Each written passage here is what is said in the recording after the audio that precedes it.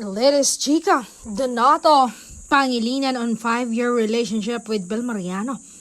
Kontento na ako sa kanya. Donnie shared what makes his real and real life leading lady special. Iba naman talaga magmahal ang isang Pangilinan, tapat at totoo.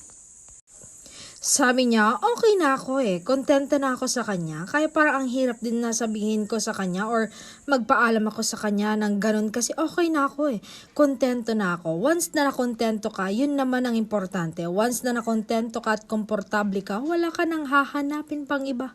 Si Bel lang.